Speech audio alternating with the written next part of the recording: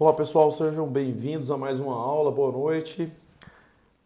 Meu nome é Lucas Monteiro, estou aqui para te ajudar a dominar a regularização de imóveis, tá? Pessoal, vamos entrando aí. O tema da aula de hoje é como cobrar honorários na regularização de imóveis. É um tema interessante para você saber exatamente como conduzir aquele fechamento e, de fato, fechar aquele contrato de honorários e começar a prestar o serviço. É uma dúvida bastante comum que eu recebo aqui dos colegas advogados, que tem uma certa dificuldade no momento de colocar os honorários ali para regularizar aqueles imóveis, né? Não sabe qual parâmetro cobrar, não sabe como fazer, e eu separei uma aula exatamente para te mostrar como que eu faço e quais são os parâmetros que eu utilizo aqui no escritório. Beleza? Então vamos lá então. Eu acredito que esse tema ele possa te ajudar de uma maneira muito interessante para fazer você entender o porquê que se justifica determinadas cobranças. Porque às vezes, se você entender melhor quais são os parâmetros a serem utilizados, você vai perder o receio de estar cobrando esses honorários aí, tá? E às vezes, um advogado uma vez falou comigo que tinha receio de cobrar porque ele não entendia muito bem o procedimento e achava que não era justo com o cliente cobrar aquele valor tão alto ali, que eu orientei ele a cobrar, inclusive. Só que aí a gente está invertendo os lados. Eu acredito que esse advogado ele primeiro teria que se qualificar para poder justificar aquela cobrança e não querer cobrar um valor alto sem ter a qualificação técnica para isso. Obviamente, se você se qualifica mais, se você consegue entregar um resultado melhor para o seu cliente, isso acaba afetando seus honorários. Você consegue cobrar mais caro por isso, né? É claro que você está me assistindo agora, deve ter algum escritório na sua cidade que é referência em determinada área. E outros advogados que têm um escritório menor, que prestam o serviço na mesma área, só que cobram a metade do valor ou até menos disso. Por quê? Porque o cara estruturou o escritório de uma maneira que o valor percebido para aquele tipo de escritório é maior. O serviço pode ser até inferior. Não vou nem falar que é superior, tá? Mas o que a gente precisa analisar aqui é a sua capacidade técnica de prestar esse serviço e, de fato, qual é a percepção que seu cliente vai ter quando você apresentar os honorários para ele e também exatamente como que você vai conduzir aquela regularização, tá? E benefícios, né? É para você entender de fato como fazer isso, como cobrar e começa a tirar essa barreira, porque às vezes eu já percebi que tem advogados que têm barreiras na cobrança dos honorários, tem essa dificuldade de colocar dinheiro na mesa e falar de valores. Tem pessoas que têm receio com isso. E às vezes não tem nada a ver com o jurídico, não tem nada a ver com o conhecimento técnico. Tá? Eu lembrei disso agora, na verdade. E não estava nem programado na aula, mas se for esse o seu caso, com a forma genuína de querer te ajudar, você precisa identificar qual é o problema que você tem de colocar dinheiro na mesa. Se você acredita que não é merecedor daquele valor, tá? Isso é um problema, tá? Você tem que olhar isso de uma forma carinhosa para poder lapidar isso e fazer a sua advocacia realmente dar resultados financeiros para você, tá? Agora, se você perceber que é por falta de conhecimento técnico que você precisa investir cada vez mais em conhecimento técnico, eu acho isso excelente, acho isso muito bom, só que tem um probleminha. Nem tudo na vida é 100%, né? Eu tenho que trazer algo de problema aqui para você identificar, que é o quê? Você não pode ser uma pessoa que vai querer sempre estar aprendendo e acha que nunca está pronto. Por que eu estou falando isso? Se você acredita que sempre tem que se qualificar e nunca vai estar pronto, eu tenho uma péssima notícia para dizer. Esse dia não vai chegar. Ninguém nunca está pronto. Se eu fosse esperar o melhor dia para poder fazer essa aula aqui, eu não estaria pronto, eu não faria ela. Você pode ver que a minha voz aqui ainda está ruim, estou me recuperando aí de sei lá o que eu tenho na garganta. Já tomei medicamento, né? Hoje de manhã eu nem sabia se ia dar certo essa aula, mas graças a Deus eu melhorei, então eu consigo dar essa aula para você. Então o que eu estou querendo dizer para você? Nunca espere estar 100% pronto, porque esse dia não vai chegar. Então se você começou a estudar o uso capião, começou a estudar a regularização de imóveis e está na metade do caminho, vai assim mesmo. Enfrenta isso, fecha o contrato com o cliente e aprende no caminho, termina de aprender no caminho.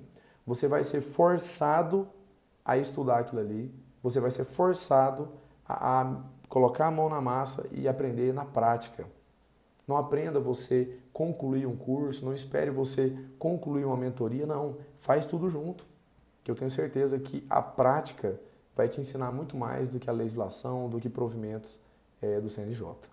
Beleza? Recados iniciais são esses. E agora vamos para mão na massa mesmo. Aí, ó, tá vendo? A tosse ainda tá aqui. E nem por isso eu deixei de dar aula. Eu acredito que a gente possa comunicar aqui e eu ainda consigo passar um pouquinho de conhecimento para você. Vamos lá. O que eu preparei pra gente? É uma aula, né, zero jurídico aqui. A gente vai conversar realmente sobre formas de cobrar honorários na regularização. Algo muito prático mesmo, que eu aplico aqui no escritório.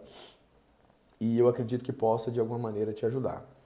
Nós vamos falar aqui sobre formas de cobranças, né, de honorários de advocacia na regularização de imóveis. Como cobrar esses honorários na regularização.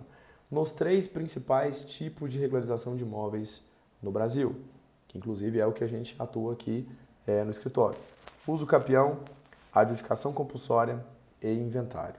Vou mostrar para você como que eu cobro e você vai tentar lapidar aquilo que, né, for bom para você e, quem sabe, você modelar e aplicar isso no seu escritório também. Vamos lá então. Primeiro vamos começar com o uso capião.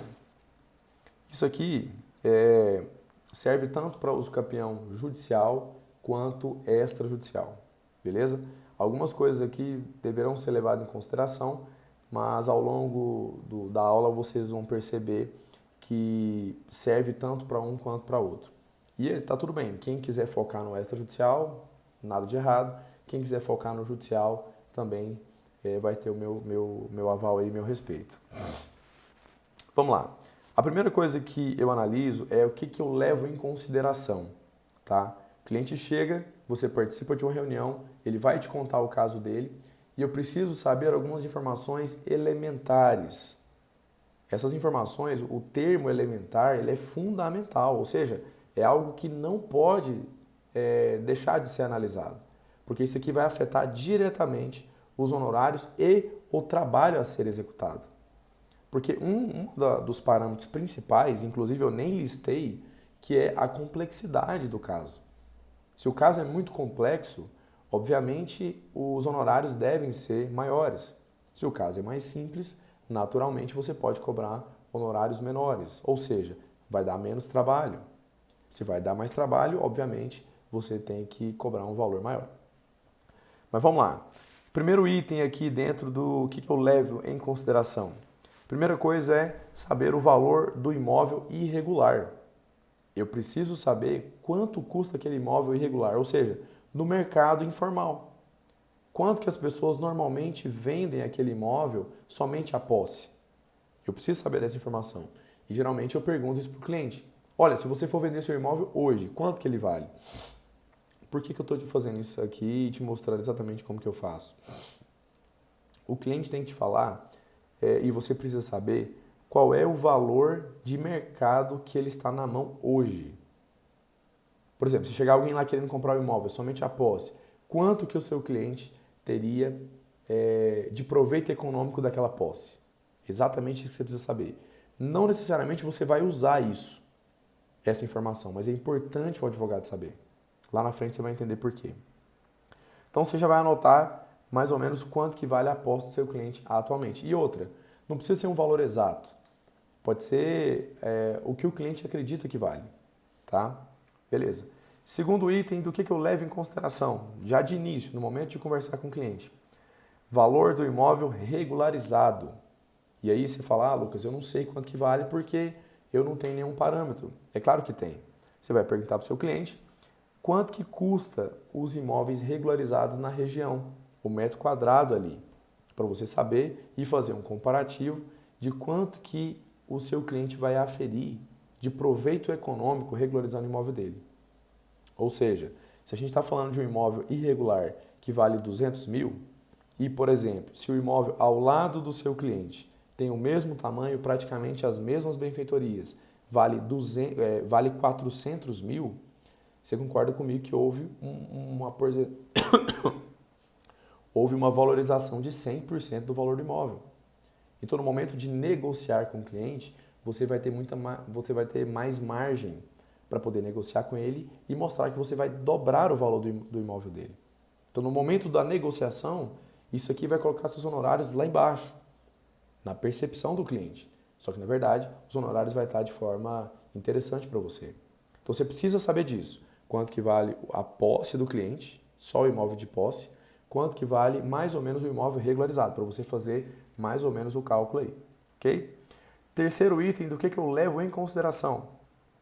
Qual que é o valor venal do imóvel? Se de fato há algum valor ali estipulado pela municipalidade. Se tem ali o IPTU do cliente, quanto que vale isso? Naturalmente, o IPTU ele é bem mais baixo do que o imóvel regularizado. Então, geralmente o IPTU está bem inferior mesmo. Né? Normalmente a prefeitura ela sempre pega as informações que os cartórios contêm, ou seja, se não está regularizado no cartório, a prefeitura não vai saber como que está o imóvel do cliente. Então ela coloca aqueles valores ali bem mais baixos. Tá? Outra informação que nem sempre você vai utilizar, mas é importante você saber. Utilizar para fins de cálculo dos honorários. Aqui no valor venal, já uma dica, para quem estiver anotando é interessante, coloca uma observação aqui na seguinte situação, que geralmente os cartórios usam o maior valor para a cobrança dos emolumentos.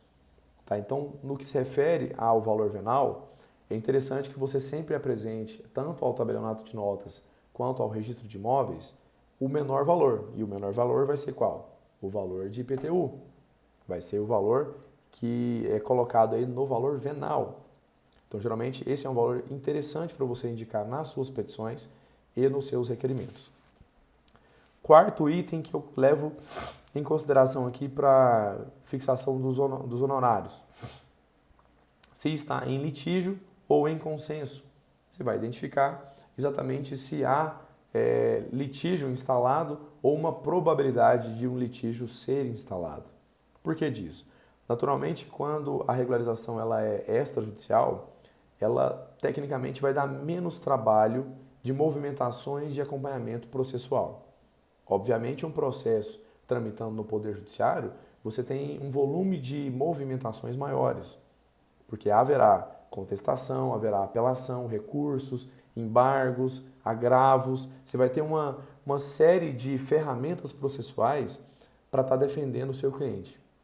E isso, é claro, que acresce o valor dos seus honorários, diferentemente da uso capião extrajudicial, que ela entrega um resultado mais rápido. Só que aqui você precisa ter um balanceamento, porque, na minha visão, entregar um resultado mais efetivo, uma resposta efetiva para o seu cliente mais rapidamente, isso, ao invés de desvalorizar seus honorários, faz valorizar, o que te permitiria cobrar mais caro na uso capião extrajudicial. Porque se o cliente precisa, ele está com a urgência de regularizar o imóvel dele, e você tem a expertise de conduzir uma regularização extrajudicial de uso capião, isso tem que ser levado em consideração na fixação dos honorários. Então, se você tem essa expertise e o cliente está com pressa, a meu ver, faz muito sentido você cobrar um pouco mais caro por isso. Tá? Mas aí já é claro, eu estou passando a minha percepção do que eu faço aqui no escritório para que você identifique qual é a melhor maneira de conduzir para você. Até mesmo porque não há como padronizar isso, porque cada cliente é de um jeito. Nós atendemos pessoas aqui. Diferentemente de uma advocacia do direito empresarial, no qual nós lidamos com empresas, aqui você vai lidar geralmente com pessoas físicas. E essa negociação ela vai ser um a um. Cada pessoa vai ter uma maneira de tratar o dinheiro. Tem gente que gosta de pagar tudo no início, paga tudo ao final. Tem gente que chora demais para os honorários. Tem gente que não fala nada, simplesmente fecha o contrato e começa o serviço. Então, vai da sua percepção de analisar de fato como que seu cliente é e como que você vai conduzir essa reunião de fechamento de honorários. Tá?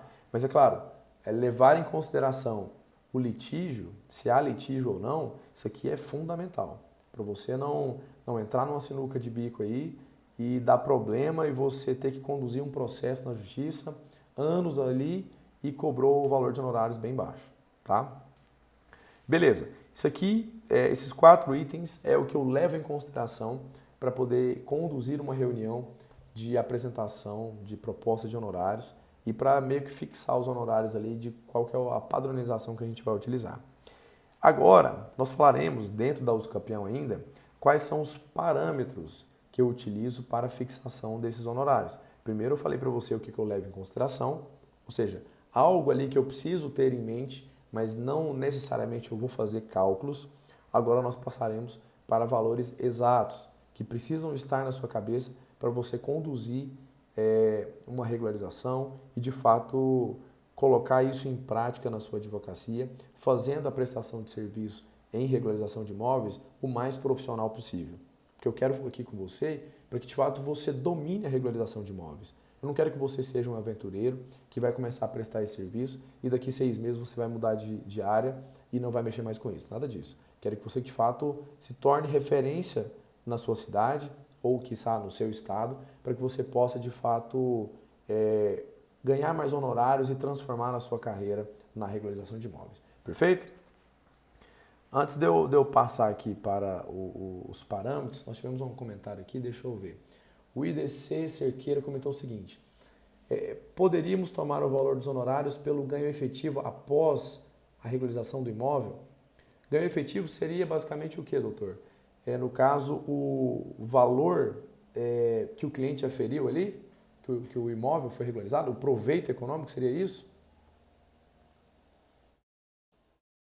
Porque se for, a gente vai falar sobre isso agora, que é o proveito econômico que o cliente vai ter, né? Que inclusive poderia ser até in natura. Você pegar a parte dos imóveis ali, ele acabou de confirmar que é sim. Pode sim, a gente vai falar sobre isso, mas isso geralmente é utilizado quando você pega parte do imóvel, né, bens in natura, para fins de pagamentos honorários. Por exemplo, uma regularização de uma fazenda. Você pega ali um percentual daquela fazenda e coloca no contrato honorário e está tudo certo. Vou falar mais sobre isso daqui a pouco, mas pode sim, sem problema, tá? Vamos lá. Quais parâmetros eu uso para fins de matemática? Vamos falar aqui de valores exatos. Aqui no escritório, geralmente a gente cobra entre 5% a 15% do valor do imóvel. Nossa, Lucas, é um valor baixo, é um valor alto, vai ter várias percepções aí. Só que você precisa levar em consideração que é oscilante, é de 5% a 15%. Então pode ser do valor venal, pode ser do proveito econômico, depende do que você vai levar como consideração ali. E é claro também, depende da capacidade financeira do cliente. Não adianta nada você apresentar para ele 20 mil reais de honorários, sendo que ele não tem condição de pagar, a pessoa ganha um salário mínimo. Então assim, você precisa, além de ter isso como parâmetro, saber conduzir uma reunião e saber também reuniões que serão infrutíferas. Reuniões que a pessoa não tem a mínima condição de pagar os honorários. E está tudo bem. Ocorre que você precisa identificar exatamente qual tipo de regularização você vai conduzir. Vai ser extrajudicial? Vai ser judicial? Porque além de apresentar o valor dos honorários, você precisa apresentar os valores globais. Né? Isso se tratando de regularização extrajudicial. Você precisa apresentar os valores dos cartórios, inclusive. E eu faço isso. Na reunião de apresentação, eu mostro para o cliente que há a possibilidade do extrajudicial e também há a possibilidade do judicial, para que ele escolha qual a melhor forma de conduzir ali para ele. E isso aqui, anote bem isso aqui, faz total sentido para você apresentar uma melhor forma de pagamento dos seus honorários. Porque veja bem, se você vai apresentar para o cliente, só um parâmetro aqui porque eu lembrei de algo interessante. Você vai apresentar para o cliente uma regularização extrajudicial, vamos supor que seja uso campeão. Você apresenta todos os valores ali. E os valores globais, incluindo cartórios, engenheiro e a sua parte, fica basicamente 30 mil reais. Vamos pensar, 30 mil. Um valor baixo, considerando que o imóvel vale ali até uns 150, 200 mil. 30 mil reais. E se o cliente não tem condição, mas ele teria condição de pagar para você pelo menos 10 mil de honorários, seja ali R$ 1.000 por mês, seja 500 reais por mês, e você conseguiria, por exemplo, levar aquela regularização para o Poder Judiciário e conduzir, tentando uma gratuidade da Justiça, beleza? Você poderia fechar com o cliente também. Ocorre que se você conduzir apenas do lado extrajudicial, pode acontecer do cliente não ter os 30 mil. E aí ele teria 10 mil para te pagar, mas você não apresentou para ele a oportunidade do judicial. E assim, quem me acompanha aqui sabe que eu não sou um defensor do judicial, Muito pelo contrário, eu defendo o extrajudicial. Eu acredito que as demandas sociais podem ser resolvidas extrajudicialmente. A bandeira que eu levanto aqui no escritório é do extrajudicial. Ocorre, porém, que você não pode deixar dinheiro parado na mesa.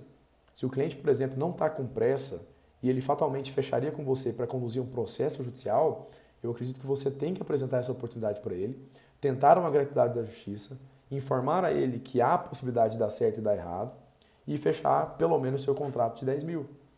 E aí ele acorda com você uma forma de pagamento. Tá? É isso que eu precisava passar para vocês aqui. Quanto aos parâmetros, né? Vamos lá, a matemática. Eu falei aqui que gira em torno de 5 a 15% do valor do imóvel, que nós cobramos aqui no escritório. Outro item que a gente sempre tem como primazia, tentar fechar contratos de pelo menos 10 mil. Tá? Pelo menos 10 mil. Para que haja um fluxo de caixa interessante no escritório, para que de fato você consiga identificar quais são as oportunidades ali para conduzir aquela regularização a longo prazo. Isso eu falo já pensando como negócio mesmo, tá? Não pensar numa regularização em si, mas pensar no contexto geral, no ano todo. Então nós definimos que nós tentaremos sempre fechar contratos de pelo menos 10 mil.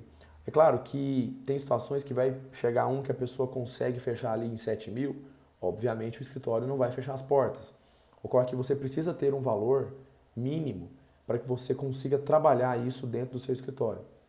Não quero que você seja uma advocacia aventureira. Então é claro que parâmetros precisam ser colocados na mesa para que você consiga conduzir em determinado rumo, para você não sair daquela rota. Beleza? Outra situação aqui, inclusive, é o que o doutor acabou de perguntar. Pagamentos in natura, que geralmente é utilizado quando a regularização é de imóvel rural. Não tem problema nenhum. Inclusive, no 360 da semana passada, um advogado me perguntou se haveria problema com a OAB se ele cobrasse valores desta forma, né, pegando parte do valor do imóvel do cliente, parte do imóvel. Não tem problema nenhum, desde que o proveito econômico do advogado não seja superior ao do cliente. Exemplo, se há uma fazenda ali de 1.000 hectares, você não vai pegar 500 hectares. Nem que seja a metade, tá? Tem que ser inferior. Sempre tem que ser inferior. Para a OAB não falar nada e eu, de fato, acredito que é justo. Não faz sentido você ter um proveito econômico maior do que o imóvel a ser regularizado. O cliente comprou o imóvel, você está simplesmente regularizando. Claro que não dá para você pegar ali metade do imóvel, tá? Isso, é claro, não tem nenhuma legislação que fala isso. É claro que é realmente um parâmetro que eu utilizaria. Tá? Moralmente falando, acredito que é correto você cobrar um valor inferior ao que de fato o proveito econômico que seu cliente vai ter. Tá? Então eu estipulo aqui que seja pelo menos 30%. Tá? De 10% a 30% do valor do imóvel em si, para você pegar como bem in natura para estar regularizando. Isso geralmente vai ser utilizado para fazenda. Né? Não dá para você fazer isso naturalmente com imóvel urbano. Pelo tamanho ali, a logística não permite que você fatie alguns imóveis ali. Ah, mas o cliente tem um imóvel e quer passar para mim. Aí você vai ter que bater nos valores. O cliente está regularizando um imóvel de, sei lá, $500 mil e está querendo te passar como pagamento um imóvel que vale 150 mil, 100 mil, que seja. Não vejo problema nenhum você fazer dessa forma. Desde que você faça um contrato de honorários muito bem feito, muito detalhado, exatamente com as cláusulas que você precisa fazer. E assim, claro que, fugindo um pouco aqui do nosso tema, advogado, quando vai fazer um contrato de honorários, ele precisa pensar no problema. Ele, no momento de fazer o contrato, você geralmente está feliz, é um momento que o cliente já até pediu o seu Pix para pagamento, só que você precisa fazer o contrato pensando que ele vai ser executado, pensando que vai dar algum problema, para que, de fato, quando aquela execução for acontecer, você tenha colocado cláusulas que protege você, protege seu escritório. Então, geralmente, aqui no escritório a gente tem um modelo de padrão de contrato e no qual nós sempre pensamos no problema. Né? Nós tivemos algumas negociações no sentido de que o cliente apresentou para nós a oportunidade de pegar bens in natura, mas não chegamos a fechar isso ainda. Ocorre que quando eu for fazer um contrato dessa natureza, eu vou colocar isso muito bem detalhado. Vou criar um tópico, uma cláusula só para isso, detalhando exatamente o que está acontecendo, para que não lá na frente o cliente não alegue desconhecimento, que de fato nós acordamos aquela porcentagem, aquele tamanho do imóvel e eu consigo executar e aferir os honorários do escritório. Beleza? Dentro dos campeão ainda, formas de cobrança, tá? Qual que é a forma de pagamento aqui que geralmente nós utilizamos? Aqui nós cobramos 50% no início, 50% ao final, 30% de entrada e o restante parcelados em até 8 vezes, ou 10% de desconto para pagamento à vista. Geralmente são 3 formas que a gente utiliza. A que é mais utilizada pelos clientes, né, no global, para que vocês entendam, é a primeira e a segunda, né, em ordem respectiva. A primeira que é mais usada é 50% no início, 50% ao final, que o cliente sempre quer ter um gostinho, né, de pagamento somente quando terminar, quando der certo. E aqui vai um alerta. Eu falei dar certo, mas não é isso na prática.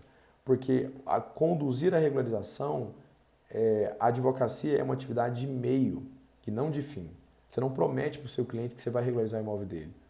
Você promete que se ele enquadrar na legislação, se a posse dele estiver enquadrada na legislação, você vai adequar aquilo e vai regularizar. Porque senão fica parecendo que você só vai receber esses honorários finais se der certo, se der positivo, e não é isso. Você fará as tentativas possíveis para que dê certo. É claro, tem gente que fecha contrato de honorários no êxito? Tem. Eu não faço isso. E nem recomendo que vocês façam. É um risco muito grande. Por que eu falo isso? Não tem como você imaginar como que vai ser a cabeça de um juiz ou de um registrador. Claro que você tem ali parâmetros com base nos documentos que o cliente apresenta. Só que você não tem como controlar isso. E quanto mais você tiver situações que você controla, você consegue parametrizar ali aquela situação e, de fato, ter o controle de tudo e não deixar nada escapulir. O bem da verdade é essa. Então, não prometa a regularização. Prometa que você vai fazer de tudo para fazer dar certo. E, é claro, por isso que vale aqui uma análise muito concreta, uma análise muito detalhada no início para saber se, de fato, o seu cliente tem o direito à regularização. Porque se ele não tiver, se você observar ali que ele não cabe a regularização dele, se não tem o tempo exigido pela legislação, você nem contrato tem que fechar com ele. Porque não dá para você fingir que viu. Ou então você falar, eu não olhei tanta posse dele, eu vou requerer, deixa o cartório falar que é negativa e pelo menos eu fechei meu contrato de honorários e o cliente me pagou isso. Não faça isso. Né? De alguma maneira, o mundo vai te cobrar isso. Isso é errado. Se você viu que a posse do cliente não dá, se não tem o tempo exigido pela legislação, não feche, oriente ele. Aqui no escritório, por exemplo, teve uma vez que nós atendemos um caso que o rapaz ele estava era um uso campeão especial urbana. A gente estava tentando adequar a especial urbana, que exige 5 anos de posse. Ele estava com 4 anos e meio, mais ou menos. Nós orientamos ele a procurar a gente 6 meses depois, porque não tinha o tempo. Então eu não poderia fechar um contrato com ele e já começar a prestar o serviço, sendo que ele só vai ter o direito daqui 6 meses. Então eu fui honesto com ele e falei, olha, senhor fulano, é o seguinte, você vai ter o direito daqui 6 meses, então procure o escritório nessa data, que aí nós faremos toda a condução. Perguntei a ele, o senhor gostaria de iniciar e nós daríamos entrada daqui 6 meses? Ele, não, eu já quero fechar o contrato com vocês dando entrada já. Foi escolha dele e está tudo bem. Então você tem que ser honesto nesse sentido, tá? Passar com a verdade, pessoal, sempre é benefício para você, tanto na vida quanto na profissão, tá? Então, o que nós fazemos aqui no escritório é isso. Então, cobrança, 50 no início, 50 no final, 30% de entrada e o restante em 8 vezes, geralmente. Pode estender? Pode. Você vai deixar de fechar um contrato se o cliente quiser pagar em 12 vezes? Claro que não. Mas é um parâmetro, você precisa apresentar uma matemática para o cliente. E pagamentos à vista. Eu tive alguns casos desses, foram poucos, tá? O cliente quis pagar à vista e quis 10% de desconto. Tem gente que está com dinheiro na mão, acredita que é vantagem receber um desconto de 10% e está tudo certo. Beleza. Isso aqui foi a parte de uso campeão, a forma como que nós conduzimos aqui. Vamos passar então para inventário. Vamos lá. O que eu levo em consideração para fins de inventário quando o cliente chega para a gente ter uma reunião e tudo mais? Antes de conduzir inventário, eu lembrei que tem uma pergunta aqui no Instagram, deixa eu responder aqui. A mesma pessoa que me perguntou falou o seguinte: mas existe a possibilidade de registrarmos o contrato de honorários na matrícula do imóvel como meio garantidor? Existe a possibilidade sim, tá? Existe sim porque ela é vinculativa, vincula ao imóvel. Eu nunca fiz isso, mas quando me deparar com uma situação como essa, é possível desde que você tenha uma autorização judicial para isso. Eu não vejo possibilidade de você fazer isso extrajudicialmente, até mesmo porque, em se tratando de uso capião, o imóvel não está no nome do cliente ainda. Então você está regularizando um imóvel que às vezes nem matrícula tem. Como é que você vai averbar esse contrato? Né? E é claro, o contrato de honorários, ele é um título executivo judicial. Você pode executar ele a qualquer momento. Você não precisa de uma prova a mais para estar executando ele. Então você pode executar ele tranquilamente. Passa direto para a execução ali. Ele não vai ter que ter um processo de conhecimento. Então, a meu ver, não precisaria de você levar isso à averbação no cartório. Se você quiser dar uma força a mais para ele, você poderia registrar no cartório de registro de títulos e documentos. Já vi muitos advogados, inclusive de São Paulo, fazerem isso. Pegar o contrato de honorários e registrar lá no RTD. Agora, na matrícula do imóvel, não sei. Vejo possibilidade, já trabalhei no cartório de imóveis e há uma infinidade de possibilidades de averbação na matrícula, mas desde que o cliente tenha com o imóvel no nome tenha o nome na matrícula do imóvel. Se tiver de uso capião, não tem como averbar ainda. Beleza? Então bora falar então sobre inventário. O que eu levo em consideração para fins de análise mesmo ali naquela reunião inicial e verificar qual que é o tamanho do problema que eu estou enfrentando. Primeira coisa é quantos bens a serem inventariados. Isso aqui não tem como você ir para uma reunião de inventário e não saber quais serão os bens a serem inventariados. Isso vai afetar diretamente a sua forma de cobrar os honorários. Outra situação, é litígio ou é consenso? Obviamente você tem que saber se a galera está brigando ou se eles estão em paz. Isso aqui é algo natural. Outro tipo de situação que a gente leva em consideração, quantos herdeiros? Imagina, você vai pegar um inventário que tem 2 herdeiros. Você vai ter ali, no máximo, 4 pessoas. Os cônjuges, tudo mais. Coloca todo mundo ali dentro do inventário, beleza, qualificou todo mundo, já foi. Agora, imagina você pegar um inventário que tem 15 herdeiros. Você vai ter mais trabalho, é mais documento a ser analisado, é mais certidões para serem solicitadas. Isso tudo acresce o valor dos seus honorários, naturalmente. Tá? Porque engano, o advogado acha que o serviço jurídico é apenas transferir o imóvel para o nome dos herdeiros. Você precisa qualificar todo mundo. Você tem que apresentar aqueles documentos no órgão fazendário, para que a Agenfa, né, aqui no estado de Goiás é a Agenfa, ela entenda quem são as pessoas que são herdeiros naquele caso. Isso tudo tem um custo, você precisa relacionar isso. Então dá trabalho. Você vai pedir para o seu estagiário, você vai pedir para o seu advogado aí, se você tiver um escritório, ou até mesmo você, vai digitalizar aquela documentação, vai transcrever todos aqueles dados. Isso tudo dá trabalho. Outra situação aqui dentro do inventário. Quais parâmetros eu utilizo aqui no escritório para fins de cobrança dos honorários? Agora vamos falar da matemática. Né? Geralmente nós utilizamos aqui o primeiro parâmetro de 10 a 20% dos bens a serem inventariados. Tá? Isso também é variável, depende do cliente, depende qual a forma daquela regularização a ser conduzida, vai ser judicial, vai ser extrajudicial. Isso tudo tem que ser levado em consideração. Para você entender, inclusive, qual a sua expertise, se você tem condição de entregar um resultado mais efetivo para o seu cliente. Se você tem, você coloca isso no bojo da regularização e, de fato, identifica se você pode cobrar mais caro. E você precisa se valorizar. Acima de tudo, o serviço do advogado, ele precisa ser valorizado. E se você não se valoriza, não espere que seu cliente faça isso por você. Você tem que fazer isso. Ah, achou caro? Beleza. É assim mesmo, gente. Advogado, você estudou para isso. Você se qualificou para isso. Não dá para cobrar honorários muito baixos, porque você vai desvalorizar seu serviço. Tá? Não dá para fazer isso. Naturalmente, aqui no escritório nós cobramos também um valor, né, pelo menos piso ali, de 10 mil para cada inventário. Você precisa ter esse valor como base, igual eu expliquei, para ter uma organização financeira aí no seu escritório. E é isso, de inventário, eu acredito que parâmetros gerais são esses. Também se aplica a questão dos pagamentos in natura, eu não coloquei aqui porque geralmente é um pouco mais complicado no inventário, envolve mais pessoas, mas se houver a possibilidade de você aferir honorários em parte dos bens em pagamento, tá tudo bem. Ah, lembrei, vou até deixar anotado aqui, porque geralmente eu sempre tenho um material das minhas aulas, o pagamento in natura,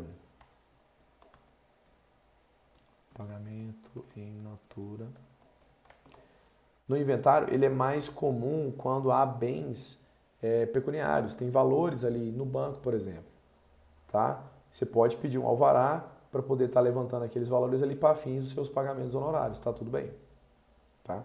Pode ser feito dessa forma também. Claro, porque os seus honorários também faz parte dos custos a serem gastos com o inventário. Então, o inventariante ele vai ficar responsável por gerenciar o patrimônio daquele espólio e estar pagando as dívidas, incluindo o seu caso, incluindo os honorários. Claro, pagou os credores, pagou os custos da regularização, incluindo os seus honorários, está tudo certo, o restante é o que vai ser dividido aos herdeiros e legatários, né? Vamos lá, a adjudicação compulsória, para a gente fechar a aula de hoje. O que eu levo em consideração? Que a adjudicação compulsória tem uma situação peculiar. O que eu levo em consideração? O valor do imóvel a ser adjudicado. E lembrando, esse valor aqui é um pouco complicado de saber, porque normalmente a adjudicação, nós estamos diante aí de um contrato preliminar que foi feito entre pessoas físicas ou uma pessoa jurídica que já até faliu com o seu cliente. Daí você vai ter um contrato preliminar de promessa de compra e venda. Lá no contrato de promessa de compra e venda, geralmente o imóvel está muito abaixo do que ele vale. Então, se o imóvel vale, por exemplo, 300 mil, hoje, lá no contrato vai estar 30 mil, 35 mil. Então, esse valor do contrato, ele não tem que ser levado em consideração para fins nenhum. Você não pode levar ele como base de cálculo dos seus honorários, não pode levar ele como base de cálculo do imposto a ser pago, tá? O que você vai ter que analisar? IPTU, valor do IPTU, que é o valor mais atual que você tem em consideração. Se for apartamento, melhor ainda, porque se tiver outro imóvel, né, ali próximo, no mesmo andar e tudo, você vai ter uma base, ou até mesmo no mesmo condomínio, com a mesma metragem, você vai ter um valor a ser percebido melhor. Daí você pega, por exemplo, como parâmetro, utiliza isso, faz uma avaliação. Ah, Lucas, como é que eu faço para poder saber quanto que vale o imóvel de um documento? Quem faz isso? Um corretor. O corretor ou avaliador de imóvel também. Se o corretor tiver essa capacitação, beleza. Ele pode aferir ali, identificar quanto que vale aquele imóvel, ele faz um laudo constando quanto que vale aquele imóvel do ponto de vista mercadológico, quanto que ele vale, né, na praça para poder vender. Beleza? Outra situação que eu levo em consideração, se está em litígio ou não. Lembrando que na adjudicação compulsória nós temos também a via judicial e extrajudicial. Se tiver extrajudicialmente, você tem que tomar um cuidado, porque aqui haverá a possibilidade, né, o cartório vai intimar as partes para comparecerem no cartório e lavrar a escritura pública. Então tome muito cuidado na hora de... Essa é a situação peculiar que eu te falei. Tome muito cuidado de analisar essa questão dos honorários, formatar os honorários para a adjudicação, porque se você levar em consideração que a adjudicação compulsória ela vai se conduzir extrajudicialmente até o final, beleza, você vai ter um custo ali, você vai ter um trabalho a ser feito. Ocorre, porém, que o cartório vai intimar as partes para comparecerem em cartório. Pode acontecer da loteadora ou da pessoa que vendeu para o seu cliente simplesmente falar, beleza, vou comparecer. E sabe o que eles vão fazer lá? Lavrar a escritura de compra e venda. Isso é o provimento 150 do CNJ, que fala exatamente da adjudicação compulsória. Então está lá dentro. Então o provimento ele traz uma oportunidade das partes entrarem em consenso e fazer uma compra e venda, porque ordinariamente era isso que deveria ser feito. Então se você levar em consideração que haveria um processo longo a ser feito, concorda comigo que seus honorários eles vão ficar ali bem altos pelo valor que aconteceu. Então a formatação ela tem que ser levada em consideração que há a possibilidade da adjudicação compulsória se finalizar na intimação do cartório para a lavratura da escritura pública. Beleza, eu sei que vai ter gente que vai falar assim, Lucas, mas o resultado para o cliente foi mais rápido, então meus honorários foram válidos, está tudo bem, ok? Só que deixe isso claro para o seu cliente.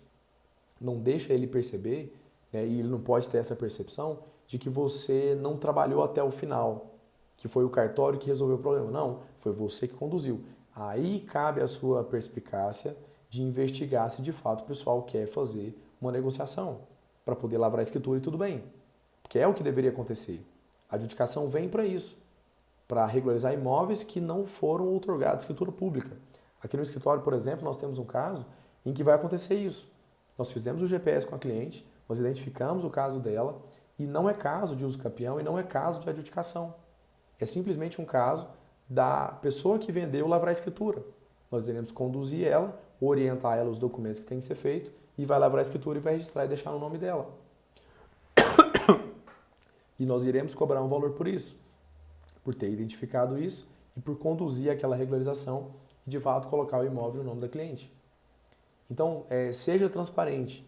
Em tudo que você fizer, seja transparente, porque isso vai voltar de benefício para a sua vida. Tá bom? Beleza. De adjudicação, se está em litígio em consenso, ok. Outra situação, quais parâmetros eu utilizo, né? Para fins de matemática, muda um pouquinho aqui que a gente utiliza de 10% a 20% do imóvel como parâmetro de valor de honorários e também nós temos, sempre queremos manter uma média de 10 mil nos honorários. Pode ser que seja um pouco mais, pode ser, a gente sempre espera que seja mais, mas se for um pouco menos, tá tudo bem, não tem problema. Acredito que isso não vai impactar o fluxo de caixa e o nosso escritório de uma maneira geral. Mas você precisa ter isso em mente, tá bom? Dicas gerais aqui agora. Tome cuidado com o fechamento de contratos honorários no êxito. Tá? Pode ser uma aventura jurídica e se der problema você vai ficar com o imóvel problemático aí durante muitos anos. Tá? Leve em consideração que nas regularizações judiciais haverá haverá honorários de sucumbência. Você precisa explicar isso para o seu cliente, porque às vezes ele não vai entender.